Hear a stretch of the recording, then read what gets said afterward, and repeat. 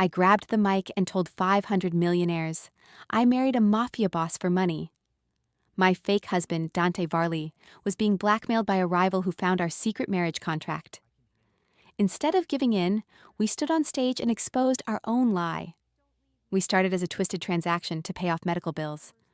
But here's the shocking truth that silenced the room. I wasn't acting anymore. I was in love with a monster. Let us step into this hospital ward together and watch a psychological trap completely snap shut. The camera pans across the harsh, flickering fluorescent lights of the emergency room, settling on Nurse Lena Carter. Her shoulders are rigid, carrying the quiet exhaustion of too many long shifts. Out of the pure chaos, a dying man reaches up and violently grabs her wrist. He smears dark blood across her scrubs, his voice cracking as he begs her to tell Dante Varley that the contract still stands. That name alone carries a suffocating, terrifying weight in their city. Lena freezes, her breath caught completely in her throat. She does not realize it yet, but the gears of a dark tragedy have already started turning.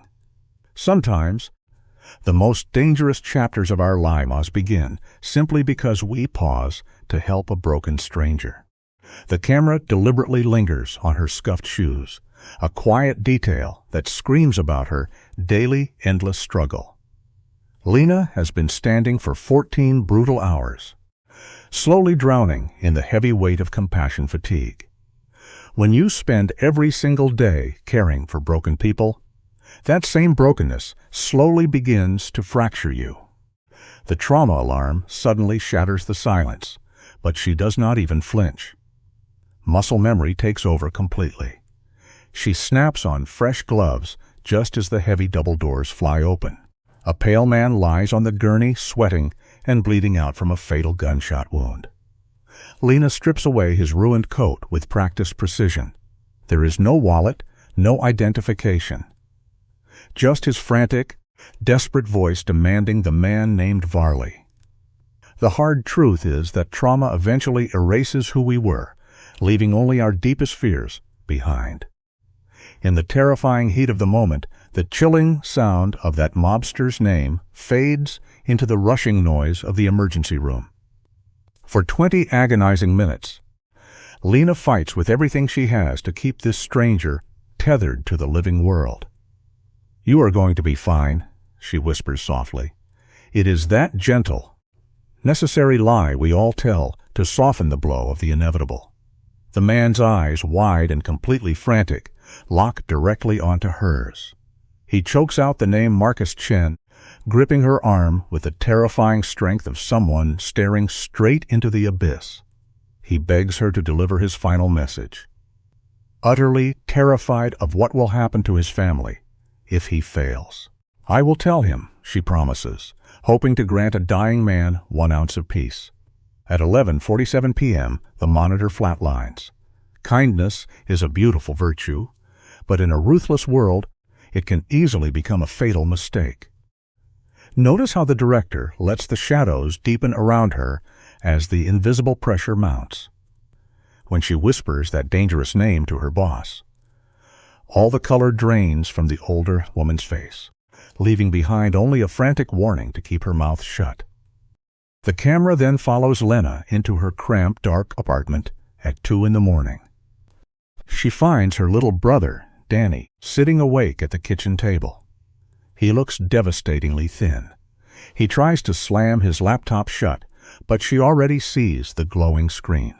It is completely filled with the crushing weight of medical bills from his brutal fight with leukemia. Lena has already sold everything she owns to fight a war she simply cannot afford. True heartbreak is watching someone you love suffer while you stand empty-handed. Danny quietly suggests they just skip the payments this month. It is a harsh reminder that poverty steals our choices, long before it steals our hope. "You are going to college exactly like we planned," she tells him. Her voice remains perfectly steady, acting as a beautiful mask to hide her absolute crushing despair. That night, she only manages to sleep in jagged fragments, haunted by the cold grip of the dying man invading her dreams. Driven entirely by the basic instinct to survive, she picks up yet another exhausting shift at the hospital. But the fragile rhythm of the ward completely shatters just 3 hours later. Two men step into the harsh light. Their suits are sharply tailored, their posture thick, with the quiet, lingering violence of men who hurt people for a living. They coldly announce that Mr. Varley has requested her presence. The silence that follows is deafening. Every single doctor and nurse takes a slow step back, leaving Lena entirely alone. It shows us a difficult truth. Most people danger walks into the room. Most people will choose their own safety over yours. Lena desperately tries to hold her ground, her voice trembling just a fraction, as she tells them she is still on the clock. The lead enforcer does not even blink. He quietly explains that her boss has already let her go for the day. It is a chilling, perfectly executed psychological move designed to strip away her safety net and leave her completely isolated. She changes out of her hospital scrubs, her hands shaking so violently she can barely manage to tie her worn shoes. She knows she is walking directly into the lion's den, yet she forces herself to put one foot in front of the other. She convinces her own mind that she is merely keeping a promise to a dead man, using a sense of duty as a fragile shield against her mounting terror. We often lie to ourselves to find a scrap of courage when we are backed into a corner. Taking a deep breath, she steps out into the freezing night air and walks toward the waiting black car. She slowly slides into the back seat, and the heavy doors lock with a solid, absolute thud. That sounds exactly like a prison cell closing. The car slips smoothly into a private, underground concrete garage that feels far more like a silent tomb. A quiet elevator carries her high above the city into a massive, sprawling penthouse. The camera drifts through the space, taking in the cold, sharp edges of the modern furniture, perfectly mirroring a criminal mind that demands absolute control over its environment. Sitting completely still in the center of the dimly lit room is Dante Varley. He slowly turns his wheelchair around to face her. Lena braces herself to meet a monster, expecting a scarred, brutal street thug. Instead, the man sitting before her is sharply dressed, quiet, and deeply refined. His unnerving calm completely shatters her expectations. It is a terrifying reminder that the most dangerous predators in this world rarely ever look like monsters. He appears to be in his mid-30s, though the heavy silver dusting his temples tells a dark story of relentless crushing burdens. His eyes do not hold the wild, unpredictable fire of a street killer, but rather the cold, calculating weight of an executioner. He speaks incredibly softly, managing to completely dominate the massive room without ever raising his voice. When Lena angrily points out that she was dragged up here against her will, he smoothly spins the narrative to make it sound like her own voluntary choice. It is a masterful, twisted illusion of freedom. He gently gestures for her to sit down, and her exhausted body instinctively obeys. He already knows every detail about the dead man in the hospital, proving his network of spies is everywhere. Lena nervously repeats the dying man's final message about the contract. For just a fraction of a second, the sharp corner of Dante's jaw tightens. Even the most carefully constructed walls will show a crack if you hit the right nerve. What quickly passes across his handsome face is not human sorrow, but the cold, quiet calculation of a grand master losing a valuable piece on a chessboard. He softly murmurs that Marcus was a remarkably rare find. Lena feels a sudden, unexpected flash of anger on men to know exactly who killed the poor man. Dante does not answer immediately. Instead, the camera pushes in tight on his face as he closely studies the furious fire in her eyes, finding her sudden burst of courage unexpectedly useful. She attempts to stand up and leave, but the psychological trap has already snapped shut. The mechanical hum of his wheelchair fills the silence as he glides closer, physically trapping her in his space. Then he drops the heavy anchor. He needs a wife for exactly 1 year. In return, he will wipe away every single penny of her massive medical debt. Lena calls him completely insane, her voice cracking. Dante merely offers a thin, practical smile. Desperation makes us consider paths we would normally run from. Stick with me here, because you and I need to examine the pieces on this twisted board together. 6 months ago, a brutal car crash left the great Dante Varley confined to that chair in his dark, incredibly violent world. Showing any physical weakness is exactly like bleeding in front of starving sharks.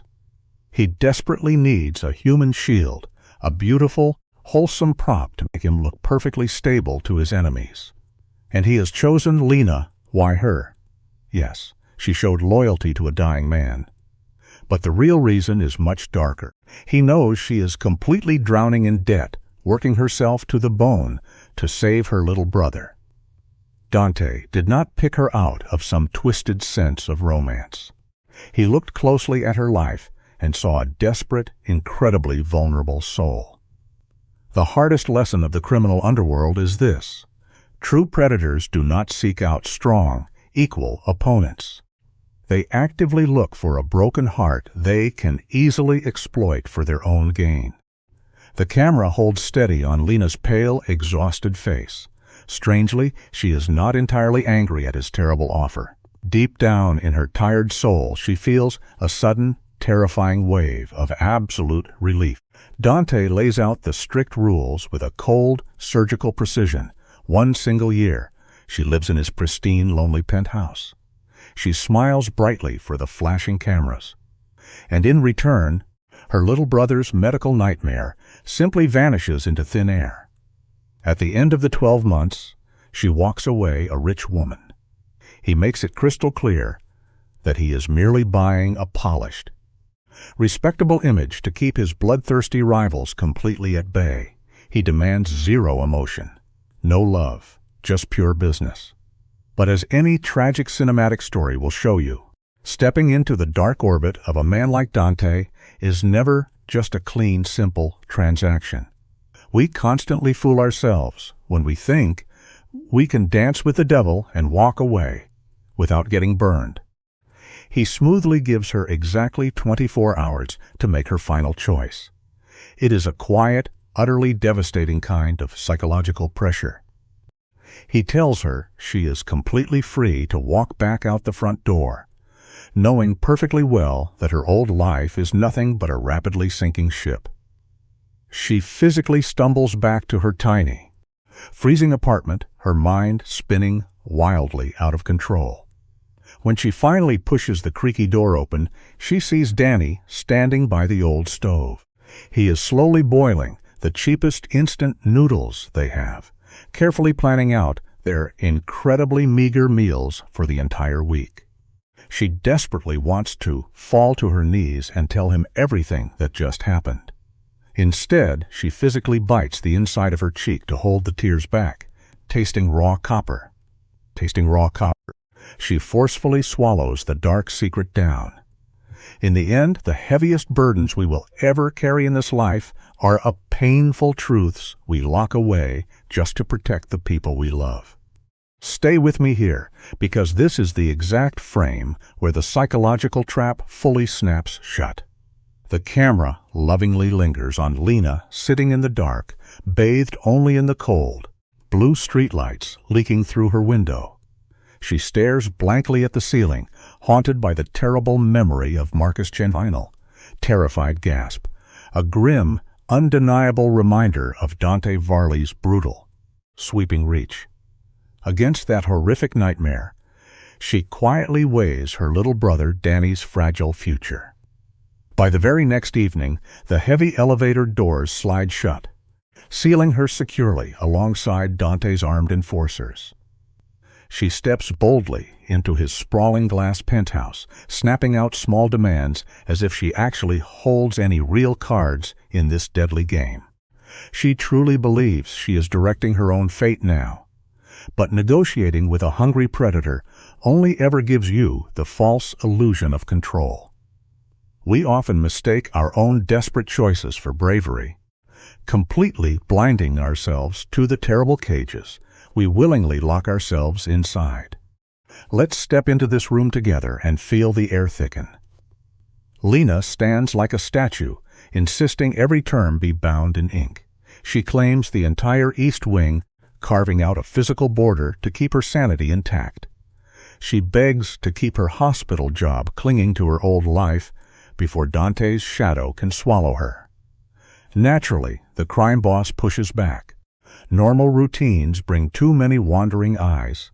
Yet he yields, granting her fewer shifts. He leans back, his voice smooth, selling the lie that this is just a transaction. But look closely at how her hands shake. We often draw imaginary lines in the sand to protect our minds, forgetting that the tide of our choices will eventually wash them all away. The deal is struck with a single touch. Even confined to his wheelchair, Dante's grip feels like iron. It is a quiet echo of the brutal violence that built his empire from the ground up. The camera creeps in on his dead, unreadable eyes as he lays out the timeline.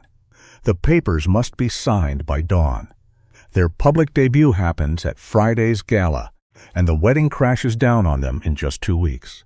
It is a calculated rapid strike to build a perfect illusion before his enemies smell blood. Days ago, Lena's biggest fear was a late bill. Now, she is tying her life to a ghost who makes monsters tremble. It proves a terrifying point. Life can pivot completely in just one heartbeat, trapping us in a dark room we never even noticed until the door clicked shut. Walking away, Lena hears Dante offer a soft thanks, promising this won't hurt. But as the elevator drops and the city lights blur into streaks of yellow, the massive weight of what she just did finally hits her. The camera catches her shaky, ragged breath. She repeats the same comforting lie to herself. I only did this to save my brother. What she doesn't realize is the slow psychological rot that comes from living next to a predator. This creeping dread is exactly where captivity takes root. It happens the moment you start trusting the fire starter to save you from the flames. By morning, sunlight hits the mahogany desk. Her hand is steady as she signs the papers, willingly turning the key on her own beautifully decorated cage. We need to take this apart and really look at what is happening here. The tragedy starts with a simple smile. Lena looks at her brother, Danny, and brags about a high-paying new job. She buries the heavy truth that she just sold her future to a man covered in blood. By Friday, her old identity is systematically erased. The camera drifts over Dante's styling team as they dress her in a midnight blue gown, burying the real Lena under a glossy layer of illicit wealth. When Danny smiles at her new look, she swallows her disgust and tells another lie. Downstairs, Dante waits in his black sedan, wearing the sharp armor of a kingpin. The tragic lesson here is hard to ignore. Every lie we tell to shield the people we love only builds a higher wall between us and them. Pay close attention to Dante as the car pulls up to the hotel. The moment he leaves his safe house, his posture turns to stone, projecting the aura of a crime lord. The lobby is a cold monument to excessive wealth, making Lena feel naked and out of place. As they move inside, the entire social hierarchy bends backward for him. His wheelchair does not invite a single ounce of pity. It only deepens his dark gravitational pull over the room. He leans close, his low voice ordering her to stay near and smile. It is a flawless display of quiet control. Exhausted and scared, she complies without a second thought. It reveals a hard truth about human nature. Real power is rarely about physical force. It is the absolute, unshakable belief that you own the room. Lena walks through a blinding maze of crystal chandeliers and hidden daggers. The frame shifts as Victoria enters, a rival boss with a gaze like cracked ice. Hearing that Lena is merely a nurse, Victoria lets a cruel smirk bleed onto her face, aiming to break the newcomer. Lena stiffens, her natural instinct to fight rising in her chest, but Dante cuts in immediately. His massive hand grips her arm, not to soothe her, but to claim her. He quietly strips away her independence, making himself her only safe harbor. Victoria retreats, leaving a thick tension of incoming war. Lena is left shaking, trying to map out this nightmare. It serves as a stark reminder. A polite smile from a rival can cut far deeper than an openly drawn blade. I want us to really study this next moment on the ride home. Dante admits that taking Lena as a bride completely shattered a fragile truce with Victoria.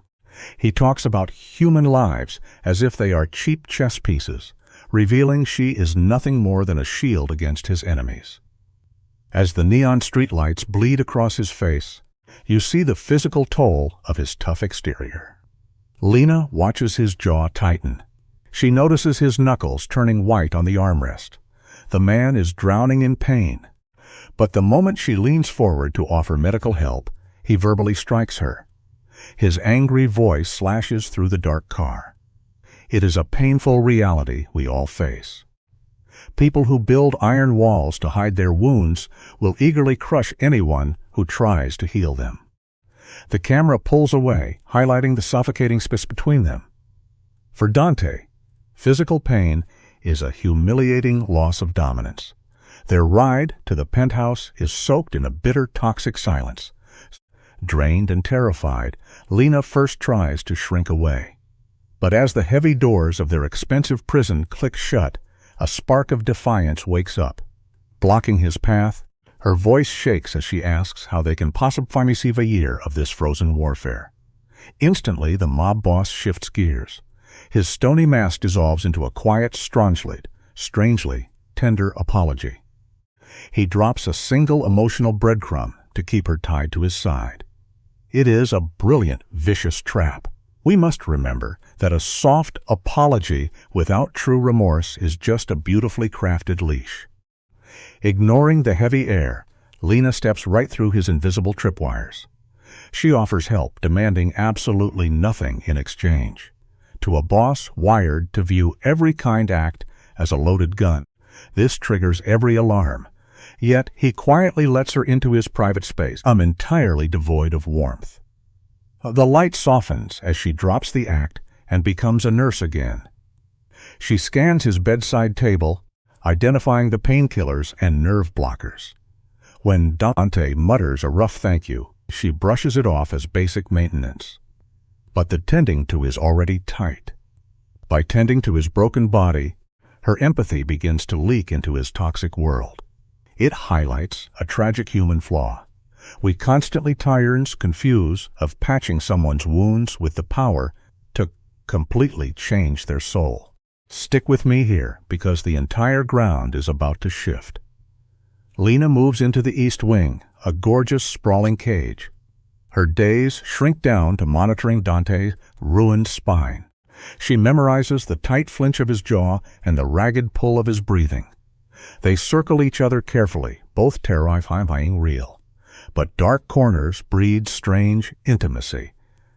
Late one evening, the camera catches them silhouetted against the glowing city. Dante looks completely devoured by his own isolation. Lena sits quietly across the room, offering silent company. In that heavy quiet, the Kingpin's armor finally fractures. He murmurs into the shadows that his paralysis was a planned hit, not a bad crash. True loneliness isn't an empty room. It comes from surviving a world that actively wants you dead. The camera holds steady on Dante's face as he describes the night he almost died. There is no anger in his voice, only the frozen calm of a man who shakes hands with death. He takes all the blame, turning his trauma into a flex of total control.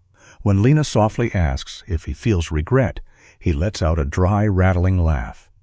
Regret is useless, he tells her. We are all just slowly decaying. Then, she crosses a massive boundary. She insists he call her by her first name. The mood shifts as the word leaves his mouth, a tiny spark of heat inside his icebox. His dark eyes narrow. He asks what she really wants. Knowing cash alone doesn't buy this level of care. It leaves us with a terrifying thought. The exact second we lower our defensive walls is the moment we hand someone the knife. The thick velvet shadows of the bedroom transform into a twisted confessional booth. Caught in a thin slice of moonlight, Lena finally breaks down. Her voice shakes as she spills the brutal truth about Danny's leukemia, the medical bills, and her choice to auction off her life to keep him breathing. She braces herself for his disgust, but Dante just stares, his dark eyes entirely still. Slowly, he validates every drop of her suffering, reframing her moral guilt as a brilliant masterpiece of survival. He murmurs that only the weak die in his world, making her feel dangerously seen. You and I have to recognize the horror hidden in this exchange. The lesson is quietly terrifying. Shared trauma, when guided by a predator, creates a bond much stronger than any iron chain ever could. To grasp the architecture of this tragedy, you and I must examine the shattered foundation of Lena's history. Stripped of her parents, she sacrificed her medical career to raise her younger brother, Danny. Dante targets this bleeding wound with absolute precision. Picture them sitting together until dawn. He holds her trembling hand, whispering his thanks for being treated like a real human being. It is a brilliant, terrifying illusion of vulnerability. As the arranged marriage approaches, Danny senses the chilling void in her eyes and confronts her. Instead of reaching out, she lies to her only anchor. The lesson here is undeniable. Isolation is always the first demand of a predator, and the second you begin hiding your true reality from the people who love you, the cage finally snaps shut. Pushed into a corner, the wounded bird will fiercely defend its own cage.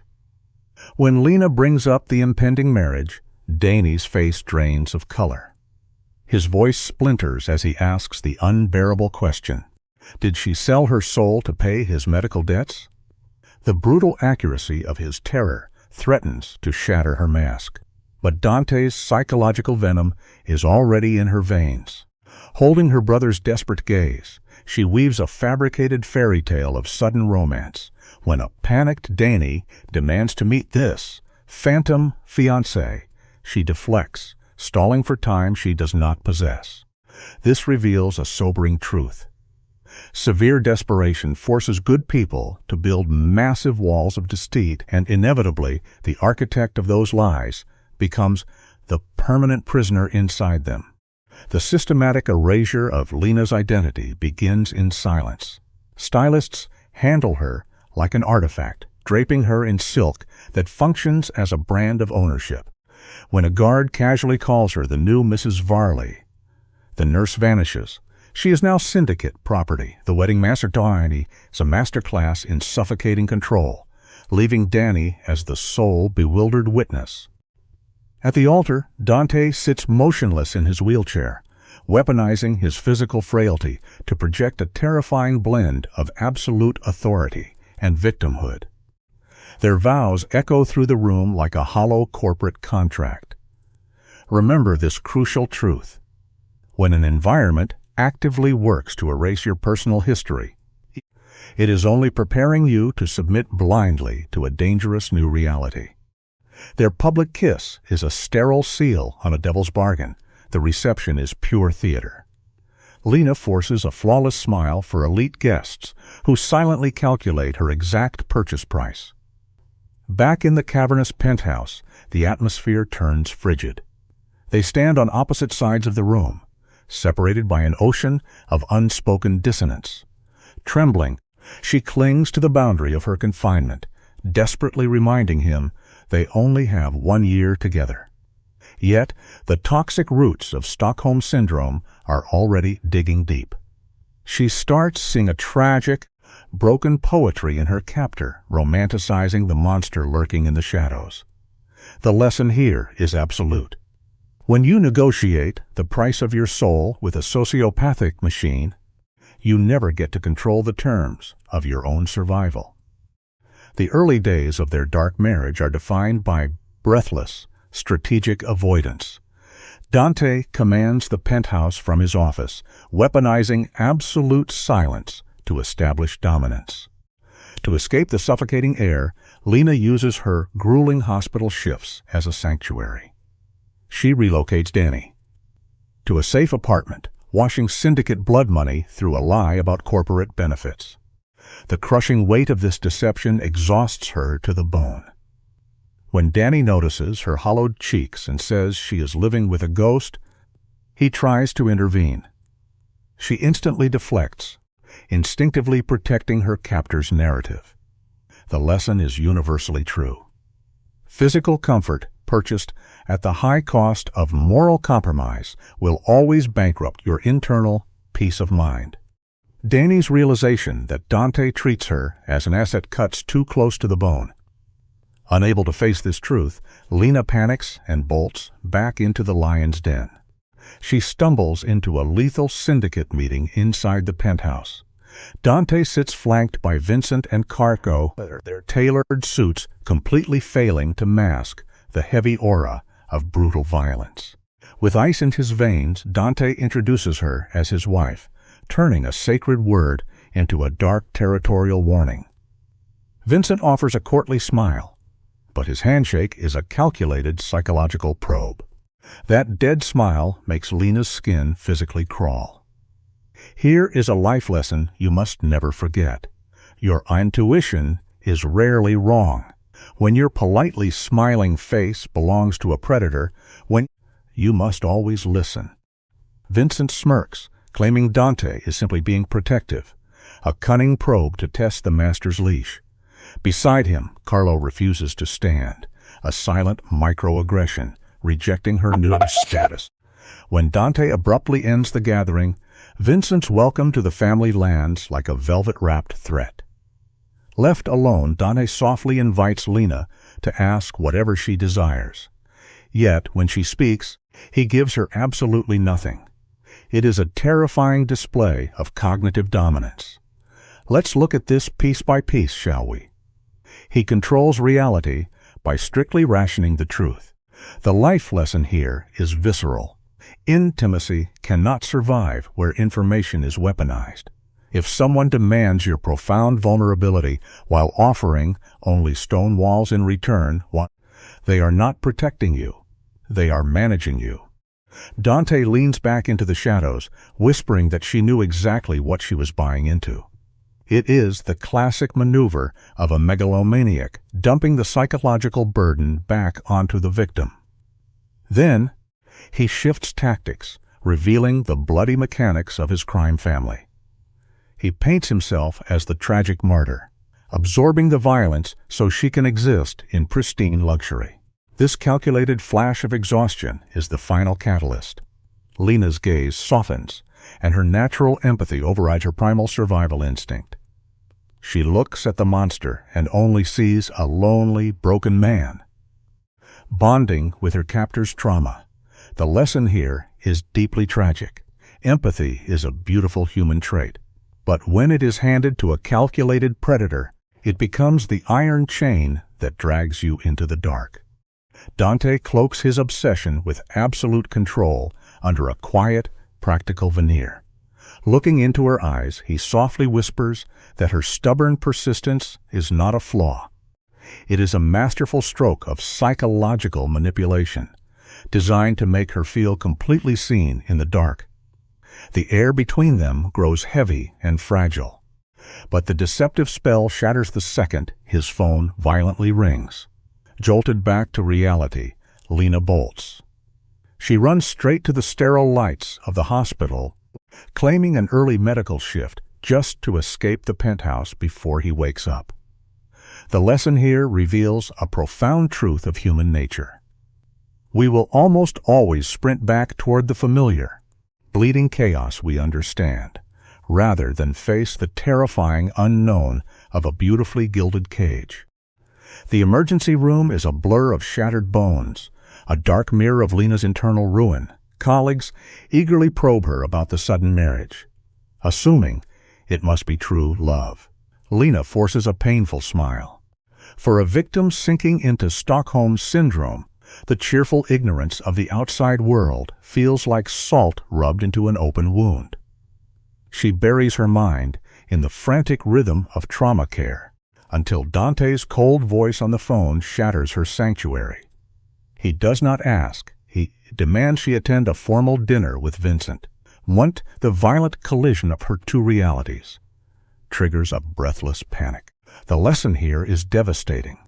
You can never neatly compartmentalize your darkest secrets. Eventually, the fragile walls you build will collapse. Octer Leonore, the nightmare will walk right through the door. Let's look at this carefully, you and I. The car pulls up at 8:30. Lena is totally drained. Waiting inside is a calculated gift, a breathtaking red dress, and a handwritten note from Dante. Anyone else would see this for what it is, a pure violation, a man forcing a woman into his costume. But Lena feels a quiet warmth. This is the velvet trap of control, where a captive starts believing the cage is a protective embrace. She slips into the dress, trading her soul for his fantasy. When they lock eyes, he casually points out how tired she looks, instantly pushing her down. They ride the elevator in suffocating silence. It is a harsh truth we all eventually learn. The absolute strongest cages in this world are never made of cold iron. They are spun entirely from silk. Notice the heavy tension in the room. Vincent waits in the dimmest corner, setting the stage for a brutal interrogation. Dante wheels his chair to the head of the table, ensuring every eye is locked onto him. When Vincent starts pushing, slyly hinting that Dante never acts without a master plan, he is testing the fragile foundation of this fake marriage. Watch Lena closely here. Instead of pulling away from the danger, she instinctively leans toward her primary captor. Her trembling hand reaches out to find Dante. He takes it, his grip perfectly warm and terrifyingly practiced. Life often pushes us into these impossible corners, teaching us a deeply painful lesson. When you are surrounded by wolves in the dark, you will almost always lean against the one wolf you foolishly believe you can tame. Today, you and I are going to unpack this story together, starting in the dark heart of the syndicate. Vincent strikes directly at Lena's open wounds, weaponizing the tragic death of her parents under the guise of sweet sympathy. He praises her resilience in the face of chaos. But make no mistake, this is a calculated threat. And while Vincent turns the knife, Dante remains completely still. The apex predator never interrupts a loyalty test. He simply watches the subtle tremor in her jaw, waiting to see if she possesses his own dead-eyed composure. The life lesson here is brutal but true. The very vulnerabilities we bury to protect ourselves are the exact pressure points toxic forces seek out, testing just how much suffering we can endure before we finally break. The velvet trap snaps shut right over the dessert plates. Vincent drops the polite facade and forces Lena to face the bitter reality. This arrangement has nothing to do with romance. Her presence is merely structural support, the only thing keeping Dante's crumbling empire upright after his accident. The truth hits her like a physical strike. She is not a cherished bride. She is a human shield, purchased to keep rival families at bay. Dante's voice then slices through the silence, reminding her she knows her place, with the coldness of a man counting his property. It is a stark reminder of a quiet human tragedy. We often trade away little pieces of our autonomy for temporary safety, only to realize too late that the devil always comes to collect his dues in full. Vincent casually notes that clarity prevents misunderstandings, a polite way of phrasing a direct threat to her life. Later, inside the quiet car, Lena's composure breaks. She begs Dante for reassurance, asking if she will face violence if she stumbles. His answer is a single terrifying word: don't. It is a masterclass in psychological conditioning. As they ride back to his glass fortress, Lena stares at her reflection, wishing she could return to her old life of simply struggling to pay rent. She traded the safety of obscurity for a diamond collar. This speaks to a harsh reality we all face. We strive so desperately to escape our ordinary lives, only to discover that the golden palace at the top of the hill is actually just a beautifully decorated prison cell. Up in the penthouse, the crushing silence finally breaks Lena's defenses. She drops the brave face entirely, confessing that she feels like a helpless pawn in their brutal chess match. She stares into Dante's hollow eyes, desperate to find a single trace of humanity buried beneath the mafia boss exterior. For a fleeting second, the terrifying armor slips. His knuckles turn white as he softly admits the exhausting weight of his own terrifying reputation, terrified of what might happen if the monster mask ever slips. It is a dangerously raw display of toxic masculinity failing its host. The profound truth of the matter is quite simple. The massive iron walls we construct to keep the painful world away are usually the exact same structures that end up suffocating us in the dark. This is the exact moment Lena completely surrenders to the emotional undertow. Catching a glimpse of the broken man beneath the violent king, she moves closer, wanting to be his safe harbor. But Dante is a creature of absolute control, terrified that beneath his armor there is nothing but empty space. When he reaches out to take her hand, the intimacy feels terrifyingly real. Yet, he immediately poisons the moment, praising her talent for deception rather than her genuine empathy. She recoils, sickened by her own affection for a predator. It teaches us a haunting lesson about emotional boundaries. The absolute most dangerous point in any toxic relationship is the exact second the monster finally shows you his softer side, making you falsely believe you can save him. Let's pause and look at how trauma takes root. Lena flees to her room, desperately, trying to rebuild the emotional wall between them, but the psychological poison has already entered her bloodstream. After a sleepless night haunted by veiled threats, she adapts. She learns to play the devoted mafia wife flawlessly, flashing perfect smiles at galas filled with corrupt men. She clings to her hospital shifts just to taste normalcy, even as her own brother begins to pull away. The syndicate's trap is working flawlessly. The horror of this situation reveals a quiet, uncomfortable truth about human nature. Normalizing a toxic environment is a slow fade. If you spend enough time forcing yourself to survive in the pitch black, you will eventually forget what the warm sunlight ever felt like. The true heartbreak of Lena's choice is the rapid, crushing weight of isolation. Her brother Danny senses the unnatural shift immediately. The warm phone calls cease, replaced by cold texts. When Lena finally confronts him, his disgust shatters her. He accuses her of wearing a wealthy mask, hiding a sinister truth he can no longer recognize. She stands there, paralyzed, wanting to scream that everything he owns was bought with her forced sacrifice. But the words simply choke in her throat. Danny turns his back on the sister who sold her soul to clear his debts. This scene paints a devastating picture of what profound loneliness actually is. True isolation is not sitting alone in an empty room. It is standing right next to the person you love most, carrying a bleeding secret that you are never allowed to share.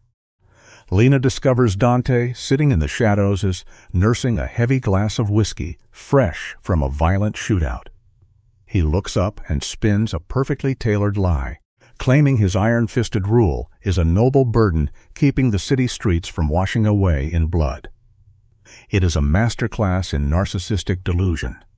Instead of running, Lena stays, letting his toxic justifications sink into her moral compass. She begins to see a twisted poetry in his violence, projecting her own desperate desire for him to be a misunderstood hero. It is agonizing to watch her fall so deeply into his manipulation. Yet it serves as a powerful reminder of our own flaws. The most destructive lies we encounter are rarely the ones spoken by our enemies. They are the beautiful fictions we willingly invent to justify the darkness in the people we refuse to let go of. Dante plays his next psychological card with terrifying precision. He softly asks what she would do in his position, a calculated trap to pull her empathy closer. Still clutching her ideals, Lena replies that love should always conquer power.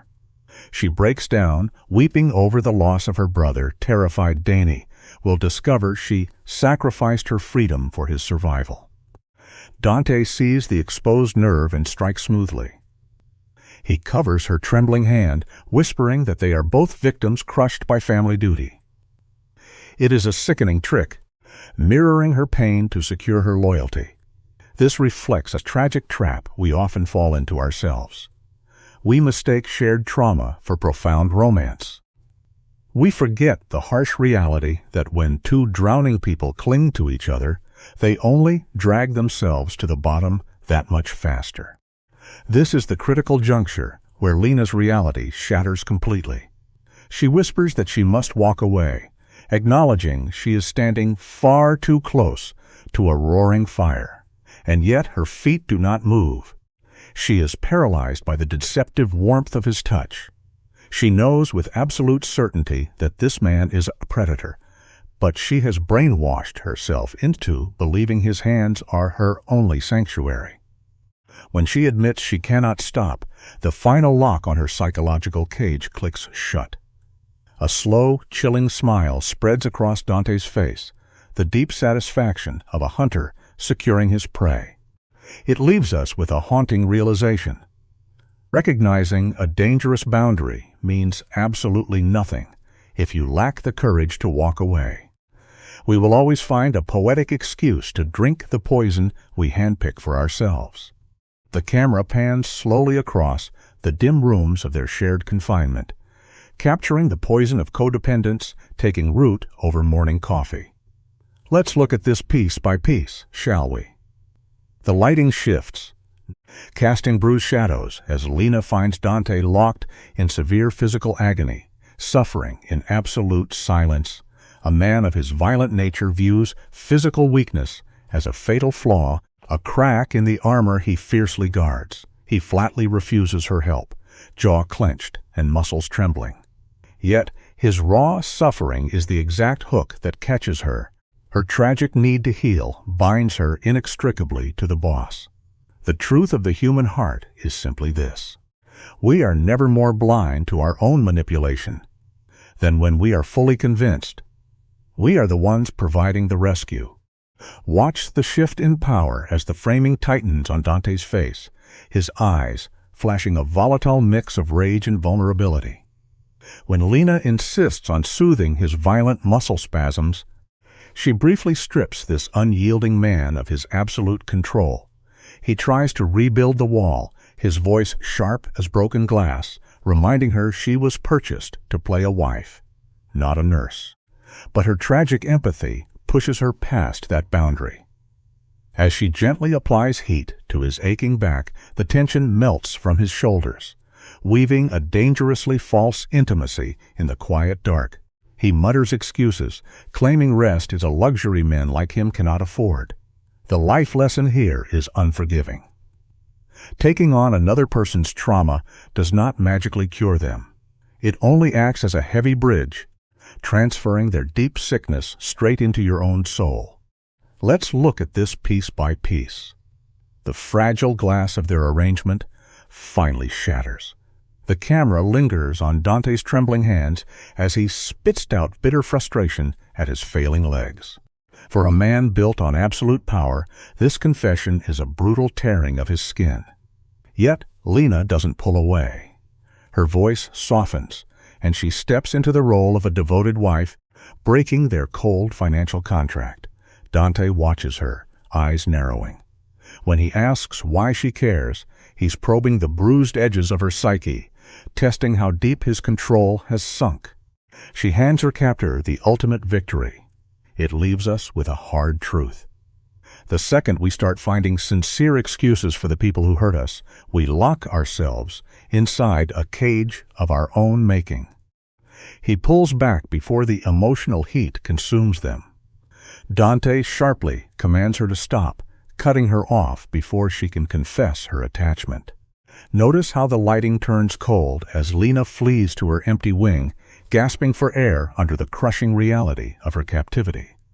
But Dante won't let his prey slip away. Later, a quiet slip of paper slides beneath her door. It's a note of gratitude in his calculated handwriting.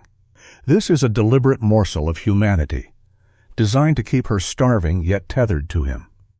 As the lavish dresses are laid out for the gala, the trap snaps shut. It teaches us something profound about relationships. An unexpected drop of warmth from someone who usually offers freezing control is often the most dangerous trap we can fall into. Come walk with me into the lion's den. Let's examine this scene together. The heavy doors open to reveal a room built for pure intimidation. 500 guests mingle beneath crystal chandeliers. This is clearly Dante's natural hunting ground. He's ordered Lena to stay by his side, stripping away her free will under the disguise of protection. As they move through the crowd, the room seems to tilt toward his dark pull. Lena feels those predatory eyes tracking her every step. Just as she starts drowning in this sea of velvet and diamonds, a new threat emerges. A distinguished man approaches, his warm smile masking a razor-sharp intent. It is a timeless lesson for us all.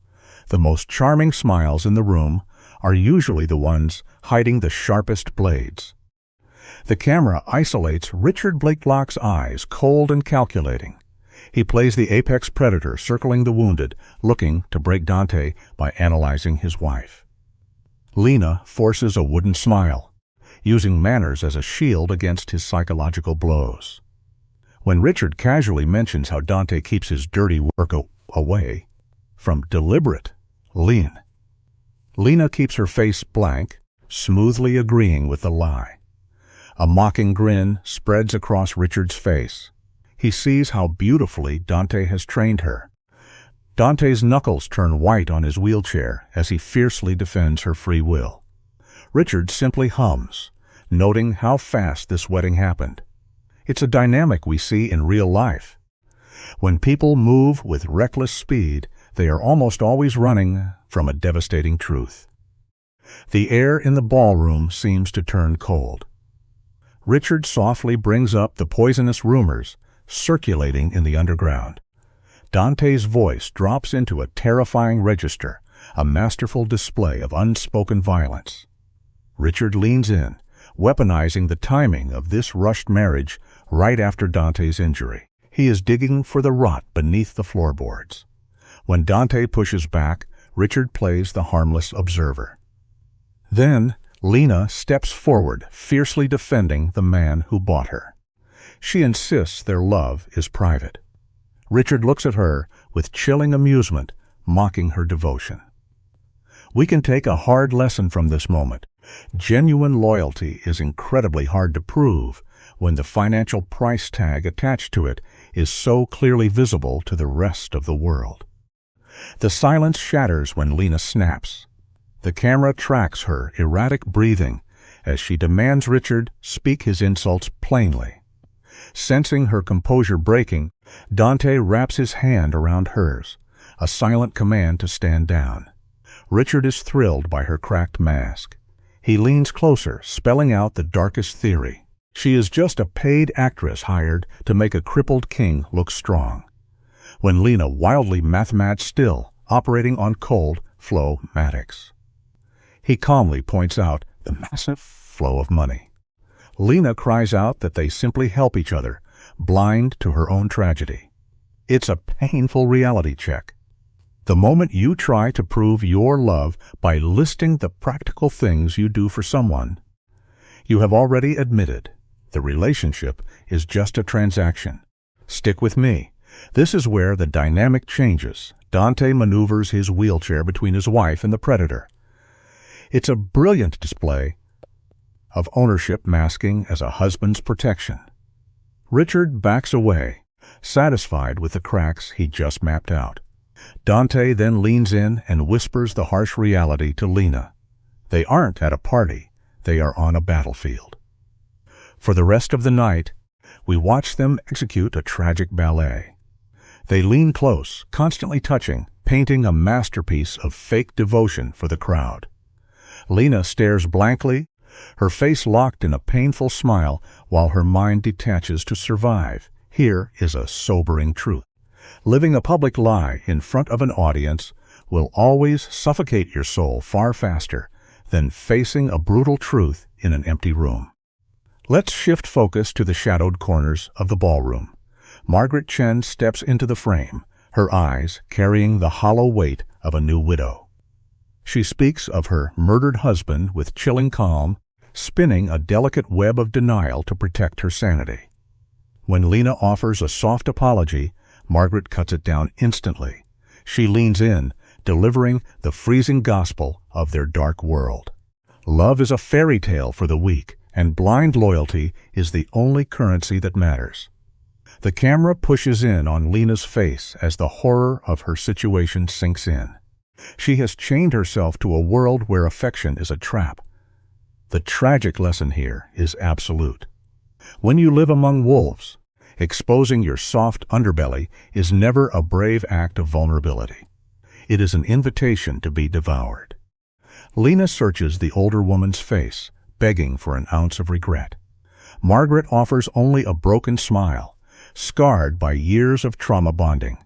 She whispers that love is the reason she stayed, proving love is merely the coat they wear to survive the freezing pain. Let's look across the room through Lena's eyes. There sits Dante, charming a politician.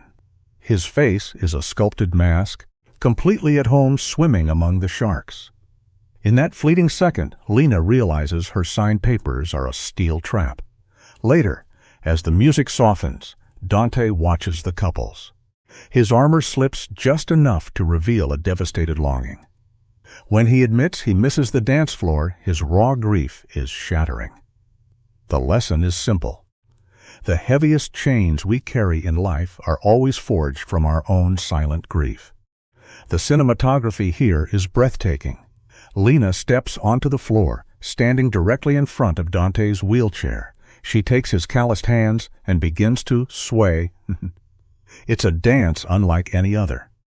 The metal chair sits between them like a wall, yet acts as the anchor holding them together against the storm. The elite crowd watches this defiant anomaly in absolute silence. Lena lets her eyes drift closed, letting the music wash away the cruel edges of their reality. When the song ends, Dante looks up at her from the dark. He softly thanks her for not looking at him like a broken thing. It is a rare moment of blinding humanity, but the takeaway is terrifying. Sometimes, the most dangerous thing you can do in a war zone is allow yourself to feel the genuine warmth of another human soul. Let's look through the lens together as the black sedan glides through empty streets. The ride away from Richard is submerged in silence. The camera focuses on Lena. Her posture holds the toll of keeping up her fabricated persona. Yet a dark satisfaction flickers in her eyes. They survived his psychological warfare. Later, in the elevator, Dante praises how well she adapted to his brutal world.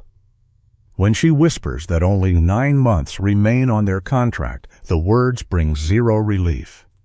They strike like a physical blow. It leaves us with a hard lesson. True captivity doesn't come from iron bars. It begins the moment the cage door swings open and you refuse to leave. Dante retreats down the hallway without a word, leaving Lena to process the terrifying weight of her own heart. The lens focuses on Lena stepping forward, deliberately breaking the frame. Her hand catches Dante's sleeve, halting his retreat. She forces him to confront the heavy tension vibrating between them, tearing apart Blackwood's attempts to pierce his armor. Dante tries to hide behind his usual cold denial, but we watch his shoulders drop. The camera captures the exact second his stoic mask finally cracks. He admits their alliance is hanging by a thread, and if his syndicate senses a fake union, his entire criminal empire will burn to the ground. He begs for deeper lies. Yet, as the lighting softens his sharp jawline, he confesses the unthinkable. Her departure would destroy the last remaining piece of his soul.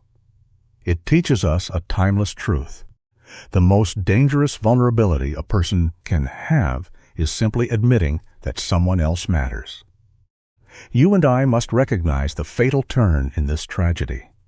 A close-up shows Lena's breath hitching, her body betraying her logic. She looks into his dark eyes, confessing their contract died weeks ago. Her devotion is not an act anymore. Dante's face hardens. He warns that erasing the boundary between captor and willing partner crosses a line they cannot return from. He brings up the 9-month exit strategy to keep control. But trauma has completely rewired her desires. She leans closer, asking what happens if she never wants to be free. We see a dark truth play out here. We often build our very own prisons and then call them home. The walls shatter. Dante crosses the final distance, pulling her in, erasing every single physical boundary left. The lighting dims, throwing heavy shadows across Dante as conflict plays out on his face. He whispers that holding her captive through a simple contract would slowly kill him with guilt. Lena reaches up, her trembling fingers tracing his jawline. She fiercely promises he has to earn her choice every single day. The intimacy that follows lacks the polished look of their forced wedding. It is raw and desperate, a frantic clutching in the dark to find an anchor. Lena surrenders, clinging to the architect of her ruin. When the heat fades, the cold light of reality creeps back. Dante points out how this fundamentally alters their dynamic. But sometimes the only way to survive a storm is to close your eyes to the lightning. She presses her face to his chest, begging to just exist in this quiet moment. The scene shifts to the quiet hum of a mundane morning, a sharp contrast to the mafia violence outside. Watching this normalization of a hostile arrangement is fascinating. The camera catches Lena, slipping into exhausted sleep. She wakes to find Dante by the window, a silent guardian, enforcing their closeness. Weeks bleed together in a terrifying domestic montage.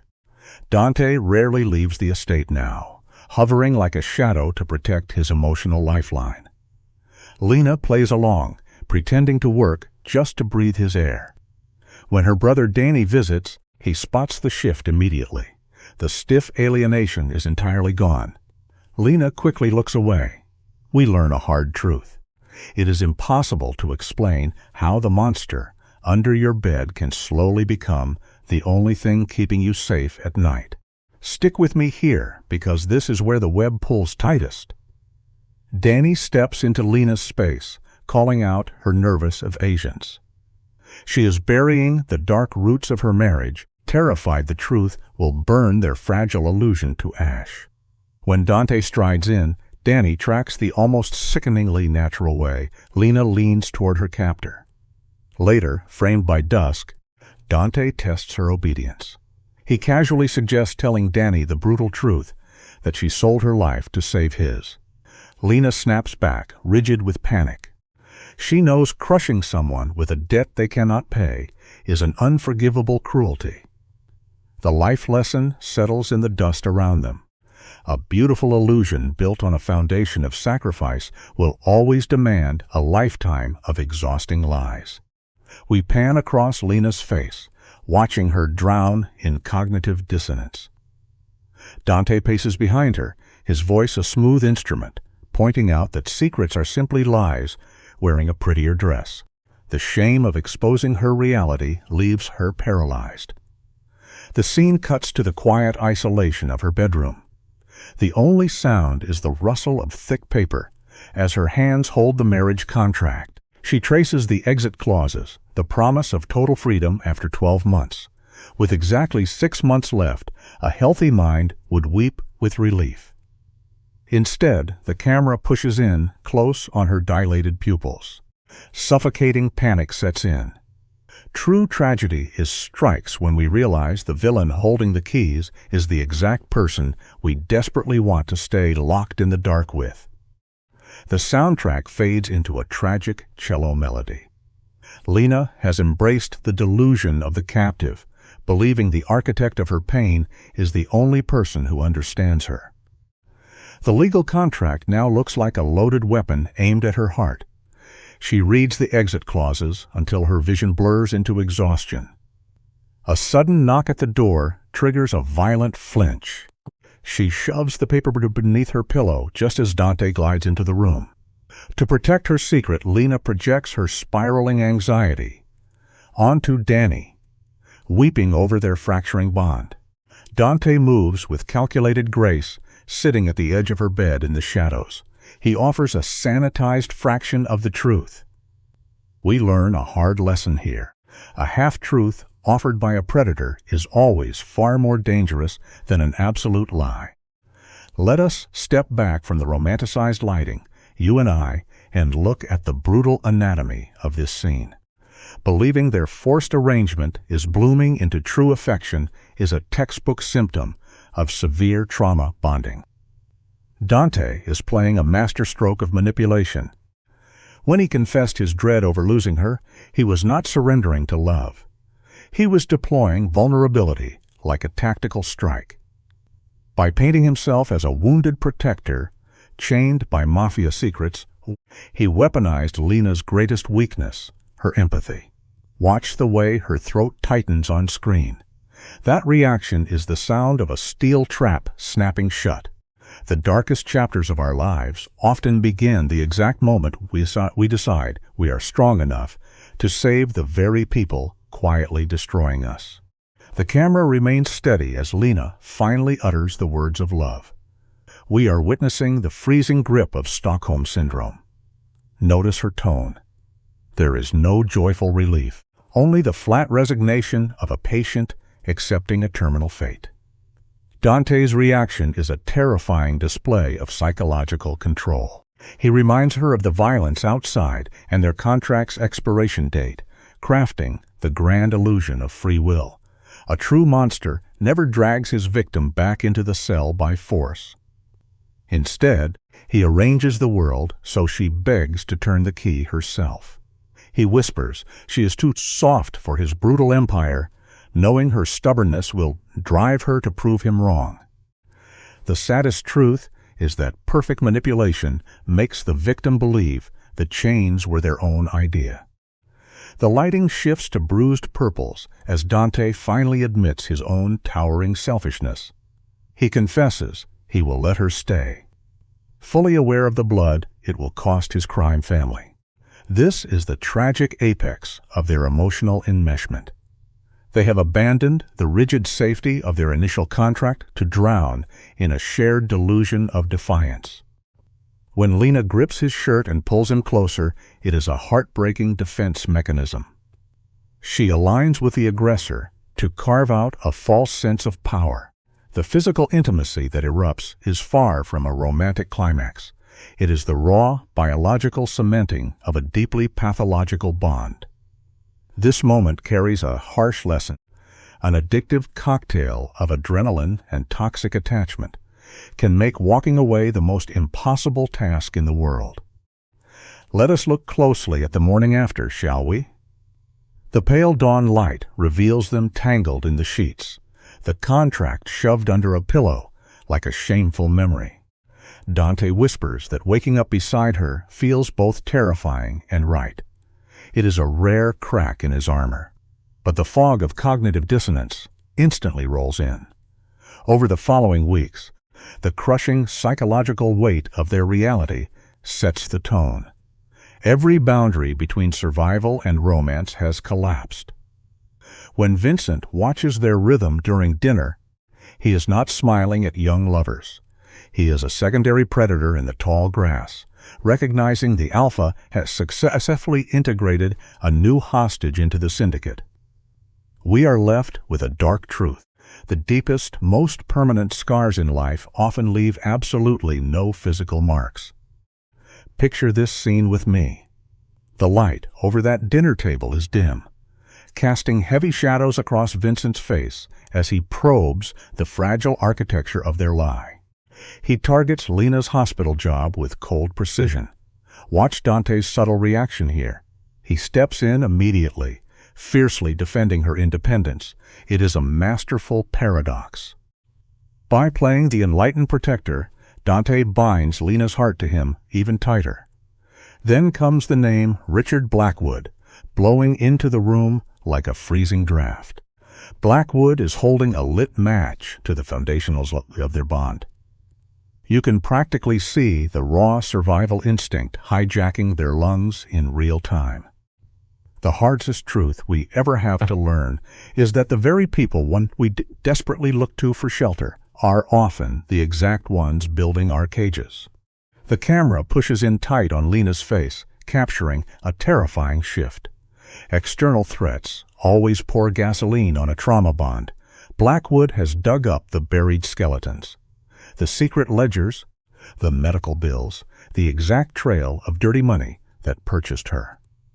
Vincent lays out the stakes with a voice as cold. Blackwood wants territory, and this fake marriage is the artery he plans to cut. Look closely at Lena's eyes here. Her stomach twists, not out of fear for her own life, but out of sheer terror for Dante's empire. She is no longer looking for the exit door. Instead, she is desperately searching for a lock to keep his enemies out. We often learn too late that when you spend enough time trying to survive a monster, you eventually start helping them sharpen their teeth. The tragedy deepens, settling over the room like ash.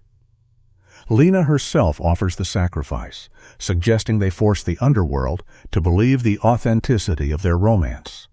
She willingly steps onto a public stage to orchestrate her own subjugation.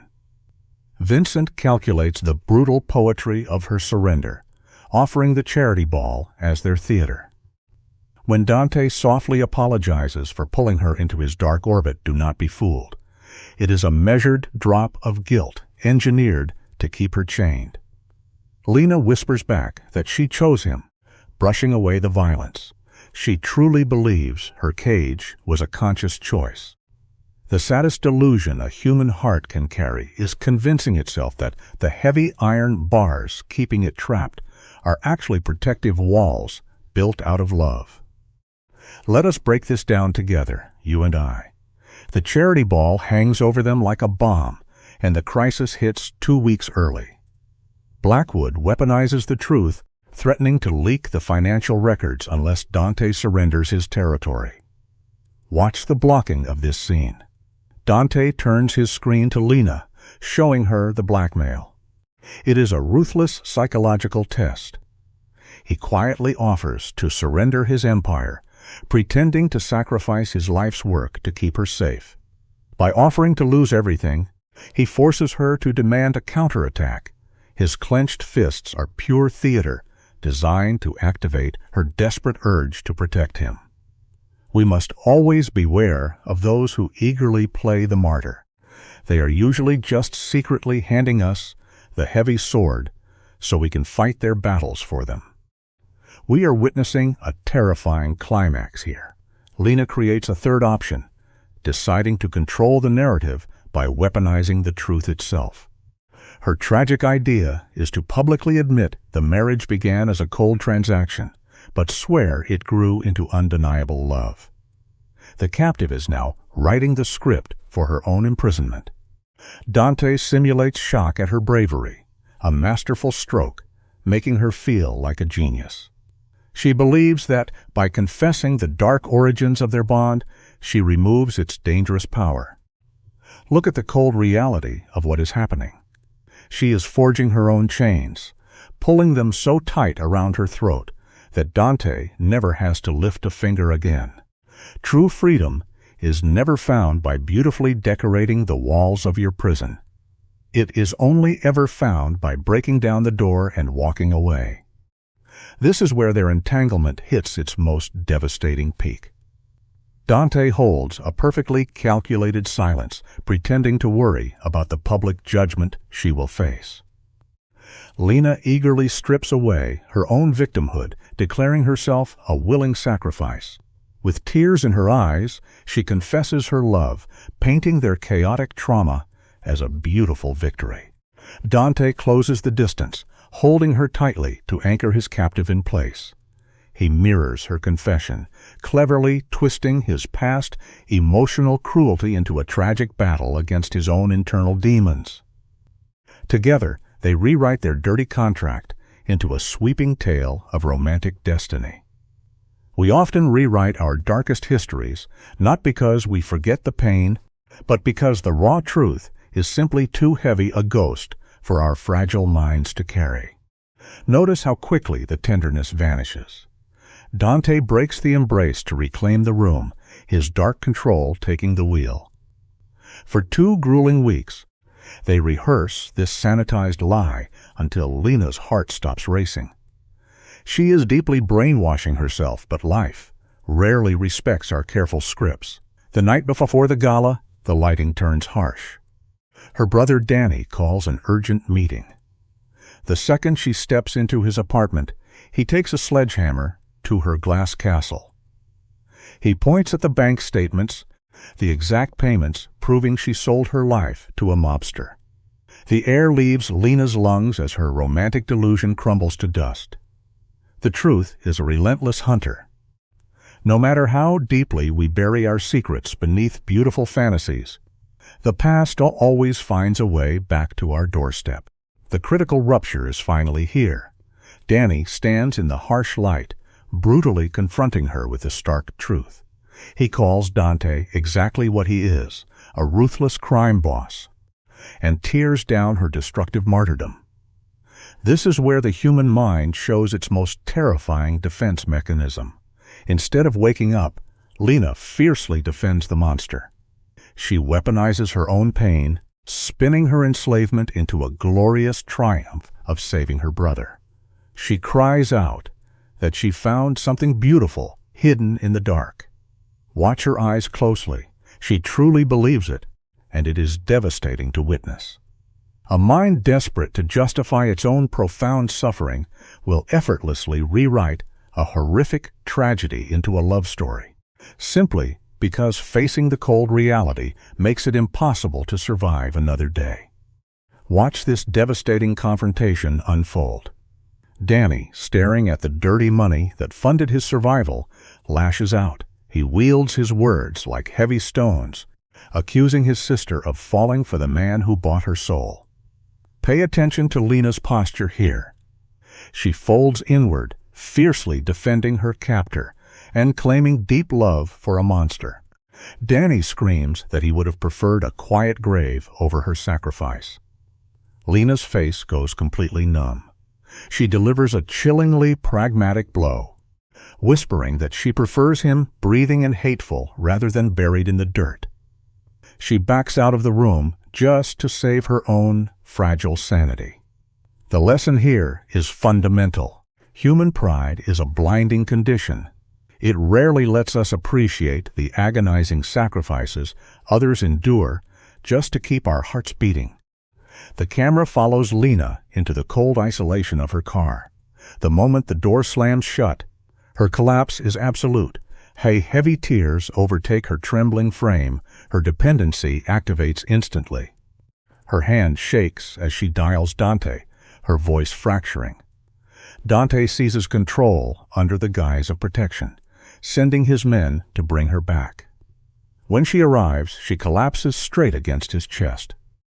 It is a chilling portrait of a bird seeking sanctuary in the arms of the man who shot it down.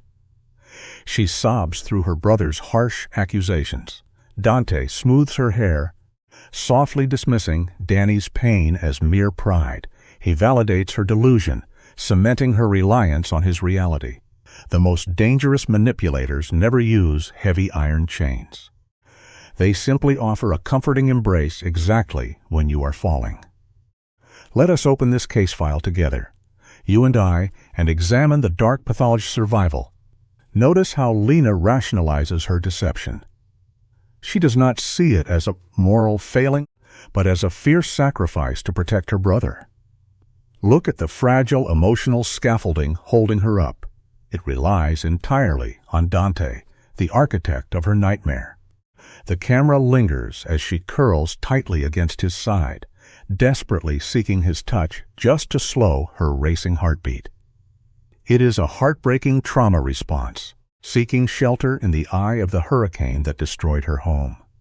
The lesson here is simple but profound. Human beings will almost always choose a familiar, warm danger over an unknown safety, happily rewriting their own moral compasses just to make it through the dark, lonely night.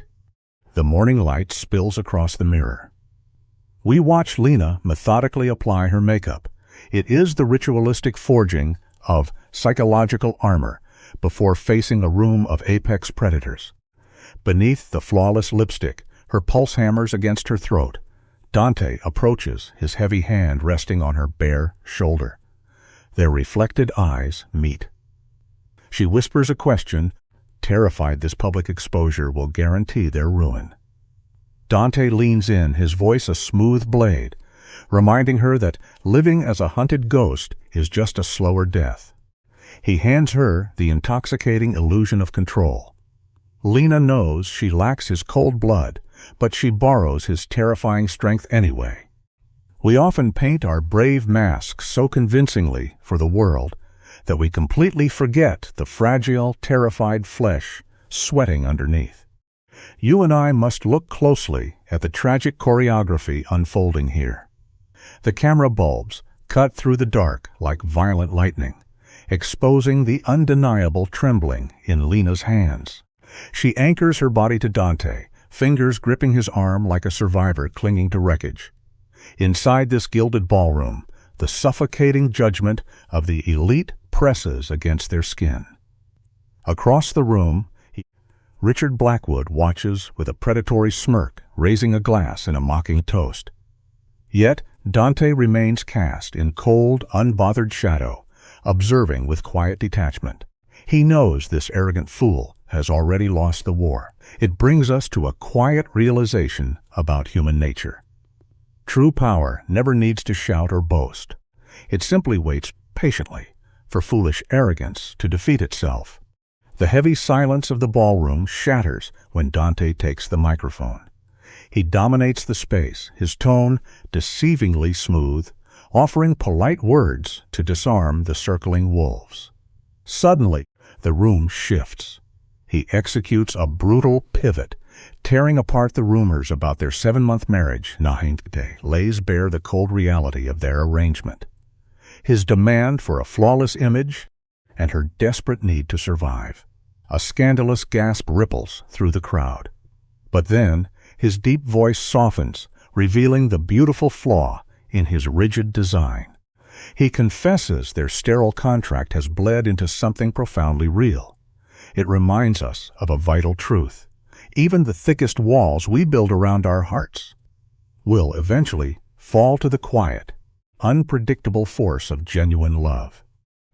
Dante metaphorically burns their original contract right before the eyes of the elite, his hand closing firmly around Lena's to form an unbreakable front. When Lena steps into the harsh spotlight, we witness a beautifully tragic unraveling. Her voice shakes but holds steady as she speaks of her brother Danny and the crushing medical debts that backed her into a corner of survival. Yet, as she looks back at Dante, her eyes shine with terrifying devotion. She declares she can no longer imagine breathing without him. It is a staggering emotional surrender, a fierce loyalty born from the ashes of exploitation. This teaches us a powerful lesson about resilience. Desperation often forces the fragile human heart to build its warmest homes inside, the very cages meant to keep us trapped. Observe the heavy silence that follows, pressing down on the room like physical gravity. It hangs there until Margaret Chen claps, sparking applause that washes away the threat. You and I can see Richard Blackwood standing paralyzed, his leverage draining away as his weapon is rendered useless. Dante leans close, whispering a victory into Lena's ear, knowing they have starved the secret of its oxygen. But beneath the flashing lights, Lena is quietly spiraling. The terror of crossing this irreversible threshold grips her tight. The unregulated wilderness of the truth is far more dangerous than any script. It reminds us of a vital lesson. The most dangerous things we face are the secrets we finally drag into the light, because they can never return to the dark. Moving through the crowd, Lena anchors herself to a new reality. She decides the messy truth of her beating heart matters more than the sneers of high society. The toll of their confession hangs heavy as they navigate faces filled with awe or dripping with contempt. Suddenly, Blackwood blocks their path. His posture is rigid, his ego shattered like glass to mask a bleeding narcissistic wound. With venom in his voice, he mocks their performance, accusing Dante of pure desperation rather than honesty. It is a pathetic, flailing attempt to draw blood from a stone. This encounter serves as a profound reminder for our own lives. A wounded predator will always try to convince you that your strongest armor is actually a fatal flaw, hoping you will strip it away yourself. Dante never flinches. His eyes are cold as he calmly schools Blackwood on the power of absolute truth. Desperate, Blackwood turns his psychological blade toward Lena, twisting the knife regarding her past financial ruin. The camera lingers on the tightening of Lena's jaw. She buries her panic beneath a mask of solid stone, her voice frighteningly steady as she dismisses his inability to lose. Defeated, Blackwood melts back into the shadows. Dante dismisses the elite as scavengers guiding Lena through a side exit. The moment the heavy car door clicks shut, Lena's posture collapses, the adrenaline draining from her veins. It brings us to a harsh realization about enduring stress. True exhaustion only shatters our bones when the body finally realizes the wolves have left. The quiet penthouse feels heavier than the ballroom. Stripped of an audience, Dante gently brushes a lock of hair from Lena's face. He reframes her trembling terror, not as a weakness, but as the fertile soil from which true bravery grows. The silence shatters when her phone illuminates the dark room. A message from her brother Danny. He saw the broadcast and demands to see her. A visceral wave of dread washes over Lena as she braces for rejection. In a rare display of grace, Dante steps back, urging her to face her brother alone while he waits in the shadows. It points to a profound truth about our vulnerabilities. The most agonizing fractures we are ever forced to heal are always the ones running deeply through our own blood. Come with me, you and I must witness this raw shift in the story. Lena strips away her glamorous armor, washing the cosmetics from her face until only the frightened girl remains. When Danny arrives, the dark shadows under his eyes speak of sleepless torment.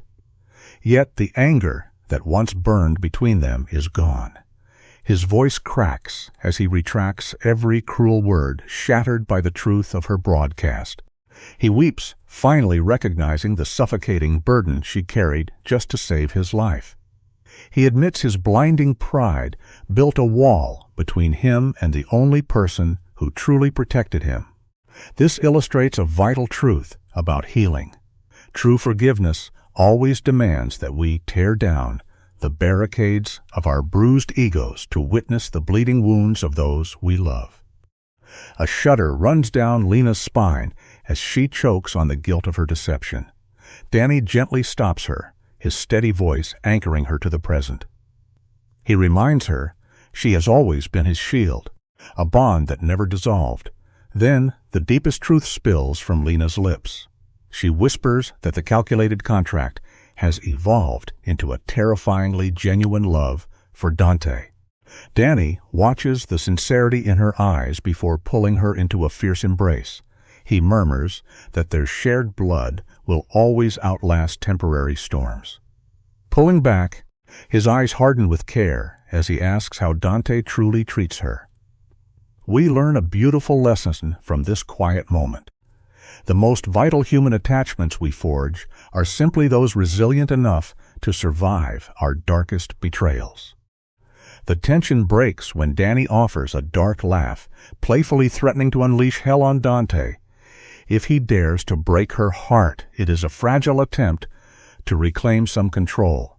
As the night deepens, they dissect the details of her bizarre reality. But when Danny mentions the looming expiration of the one-year contract, Lena's body goes rigid. She stares at the floor, paralyzed by the terror that Dante still views her as a temporary chess piece.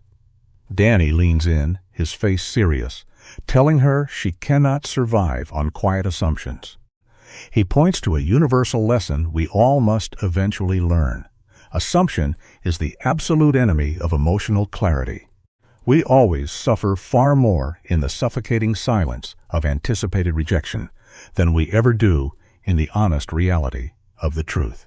The transit back is agonizing, city lights painting anxious shadows across Lena's face. She is consumed by the terror of loving a man she was hired to deceive. Inside, she finds Dante by the glass, his silhouette cast in cold moonlight. She details her reconciliation with Danny, but her nerves ignite at the dangerous edge in Dante's voice.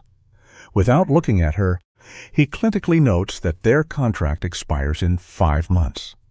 The words strike her chest like a physical blow. Her voice shakes with fury as she demands to know if they are counting down to a funeral or living a delusion. Dante finally turns to face her. This tense moment teaches us a vital lesson. Avoidance is a fragile shield. It can only ever delay our inevitable collision with the unvarnished truth. Stick with me. This is where the psychological battlefield is laid bare. Lena stares him down, tearing away the veil of their arrangement, demanding what Dante is terrified to give: absolute honesty. Dante, a man who spent his life orchestrating power, retreats behind the armor of logic to mask his fear of abandonment. He claims he wants her to have an exit strategy, but it is a calculated retreat. When a powerful person feels exposed, they weaponize logic to avoid ruin. Refusing to play his game, Lena steps closer, demanding to know what his guarded soul actually wants, forcing him to the edge of the abyss. It leaves us with a crucial realization. The heavy walls we build to protect our fragile hearts are often the exact things that guarantee our painful isolation. The camera stays fixed on the heavy, suffocating space between them as Lena tears up the expected script. This is no predictable tragedy of a captive falling for her warden. She holds his gaze, demanding he destroy the very paper that chained her to his world. A hardened king suddenly terrified of his own shadow. He desperately needs proof that she chooses this, projecting his quiet dread that his dark reality will ruin her. You and I have seen this flaw play out before. We so often accuse the ones we love of the exact betrayals we are most terrified of suffering ourselves. Lena holds up a harsh mirror to his bruised soul, forcing him to look at what he is. He steps closer, swearing he will never let her go, locking them both in a beautiful, volatile stalemate. Dante finally breaks. His rigid posture shatters, exposing the sheer exhaustion. In the dim light, you can see the panic in his eyes as he confesses a dark, punishing habit. He has mentally watched her walk out that door 1,000 times, trying to brace his cold heart for the inevitable blow. He admits that losing her would leave him hollow. It is a staggering surrender from a boss who built a criminal empire on feeling absolutely nothing. Lena sees right through his heavy armor. They are both using cold logic to choke out the terrifying warmth of real attachment. But here is a simple truth we all must face. You cannot negotiate your way out of a human feeling. Dante begs her to make a free choice, but she demands he drop the math and simply ask for her. The entire atmosphere shifts as Lena makes her final, irreversible choice. She looks directly at the violence and the bleeding edges of his underworld, and she steps into the dark anyway. Abandoning any fantasy of a quiet life, Dante reaches into his heavy coat and pulls out the physical contract. His hand shakes. By offering her that paper, the man who rules the city surrenders his only real weapon. The sound of tearing paper rips through the quiet room, a sharp, violent, and beautiful noise. Sometimes, the most meaningful step forward requires destroying the exact safety nets we worked so hard to build. The white pieces flutter to the hardwood floor like fallen snow. The transaction is completely dead. They stand together in the wreckage, two willing prisoners of a shared devotion. They collide in the shadows of the room, Dante gripping her with a desperation that screams of his quiet terror of being alone. He finally voices a hidden hunger, begging to be seen as a man, rather than a monster or a kingpin. Lena holds him tight, whispering a soft vow to tear down whatever walls he has left. But the rising sun brings the blinding, unforgiving light of consequence. By morning, their private sanctuary is violently breached. A viral leak of their confession shatters the myth of the unfeeling crime boss. You and I know exactly how the world works. True intimacy is a deeply fragile thing, and the crowd is always waiting to weaponize our private truths for cheap entertainment. Lena looks down as her phone begins to scream on the nightstand, signaling a bitter war. The camera pushes in close on Lena, her face entirely disoriented by the sudden, glaring spotlight. The brutal jump from private vulnerability to public spectacle leaves her gasping for air. A sharp knock shatters the silence, and Vincent walks in, carrying the freezing air of an executioner. He delivers the verdict of the syndicate board. In their ruthless eyes, emotional honesty is a fatal infection. Half the table views Dante as a broken man, while the rest fear a terrifying new brand of dominance. A formal review is imminent. In the shadows, Richard Blackwood smiles like a predator eyeing the throne. Listen closely, because the lesson here is absolute. In any hierarchy of power, showing your heart is interpreted as baring your throat to the wolves.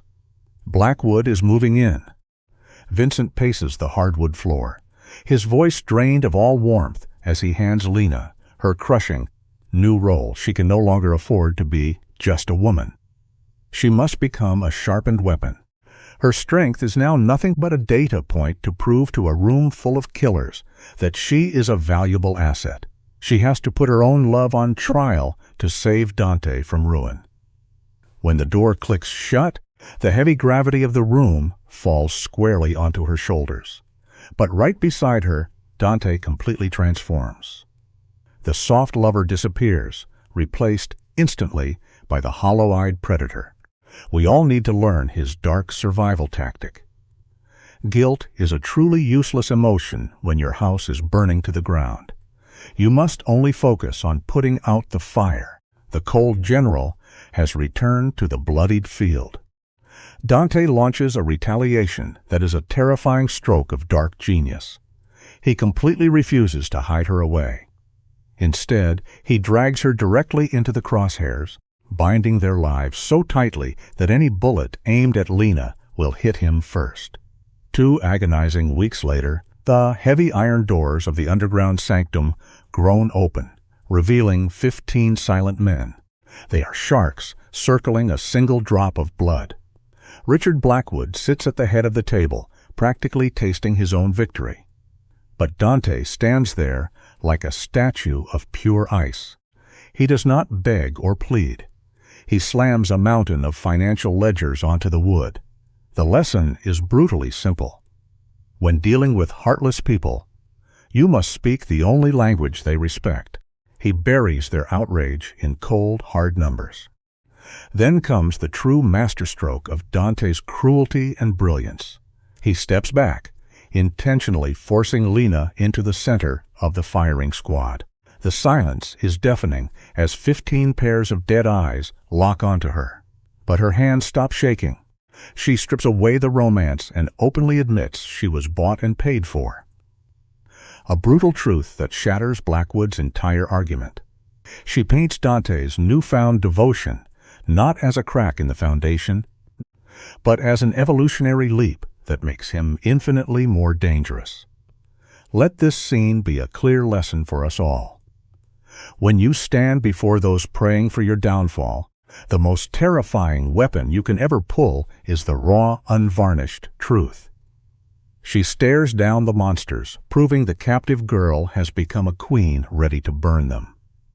The tribunal quickly descends into a psychological knife fight.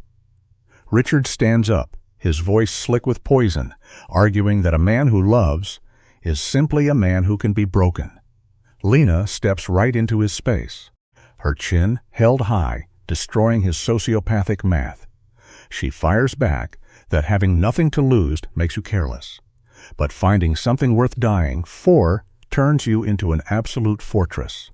She warns them that a predator will always hesitate when the prey is willing to drag them to hell. In the corner, Vincent watches her with the dark approval of a proud father.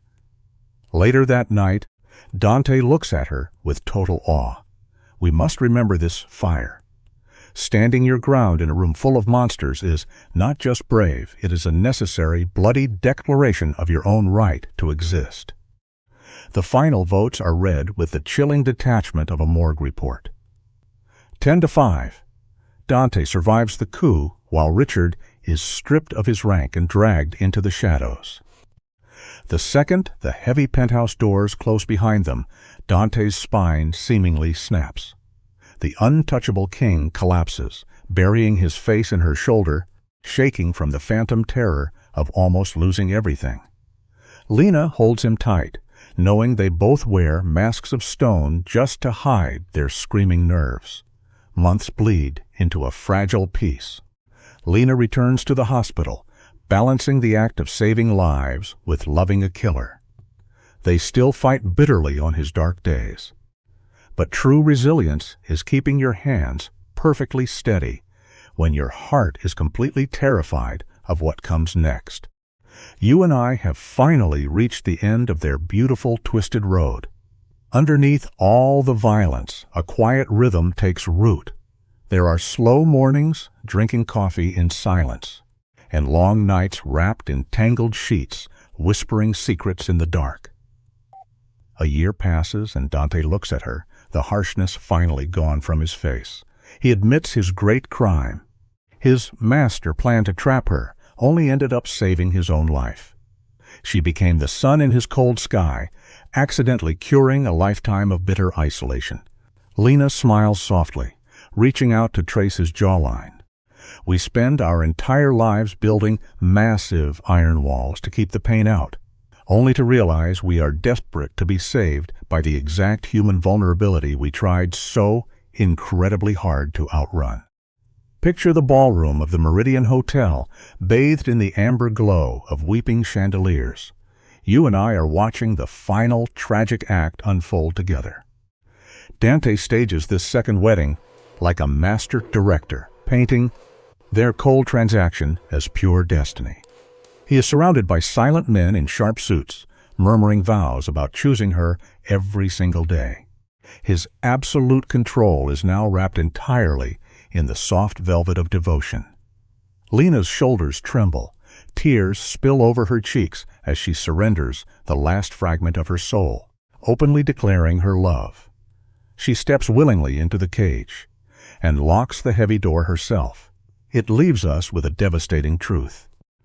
The most unbreakable prisons are the desperate emotional bargains, or why strike with the very hands that hold us down. The camera lingers as Lena whispers her ultimate surrender. I choose you. The words hang in the heavy air, the tragic echo of a broken mind, reshaping trauma into twisted romance. Their lips meet in the dim light, sealing a psychological grave she mistakenly views as a honeymoon suite. Through the lens of this tragedy, her brother Danny fades into the background, the last anchor to her old life slipping away into the fog. Dante sits in his wheelchair, no longer a broken man but a shadow king ruling from a dark leather throne. His underworld empire is secure, but his greatest conquest is the woman kneeling right before him. The lesson here is as old as time itself. We will desperately swallow a comforting lie when staring at the ugly truth threatens to break our fragile hearts. Look at the shadows stretching across the cold marble floor. Lena has grown numb to the hum of violence vibrating in the walls. To survive sleeping beside a predator, she convinces herself his rare warmth outshines the terror. 3 years later, she finds Dante staring out the massive windows into the moonlight. His voice drops to a whisper as he mentions Marcus Chen, the dead man whose spilled blood paved the way for their union. He fakes vulnerability, wondering if the ghost would bless their love. He uses a corpse to water the roots of their romance. This brings us to a simple, painful life lesson. The most dangerous people do not just chain your present. They carefully rewrite your past traumas, twisting your reality until you are too exhausted to ever walk away. Watch the deliberate way he pulls her down onto his lap. It is a movement that reminds us who really owns the room. His hands feel gentle, but the underlying grip is pure iron. He whispers against her neck, claiming that real trust cannot live on paper contracts, only in choosing each other day by day. It is a horrifying pivot. He burns the physical cage that trapped her, knowing he has already built an unbreakable one inside her head. Lena smiles, entirely blind to the tragedy she is participating in. She truly believes she is finally free. This leaves us with a devastating life lesson. When a person is stripped of their power, they will often decorate their own chains and call it an awakening. We tell ourselves beautiful lies to avoid the crushing reality of being entirely helpless. You and I must examine the shadows of this underworld together. The air here is thick with violence, yet Lena simply closes her eyes to the blood. She buries her conscience, ignoring the horror of warming a ruthless killer's bed. Her brother Danny stands outside the frame, his voice cracking. He begs her to see that her freedom is just a painted backdrop hiding a prison wall. But Lena turns her back.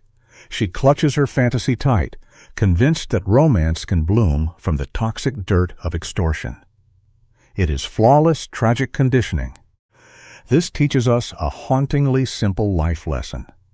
The hardest traps to escape are never the steel cages built by our enemies. They are the mental prisons we build for ourselves, born from an agonizing need to feel loved by the monster holding us hostage. Watch how she leans her weight into his chest, mistaking absolute entrapment for a genuine partnership. 3 years after trading her life away, the nurse she used to be is gone.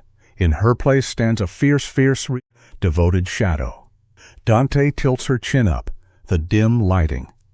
He asks if she harbors any regrets. Because he is the architect of her thoughts.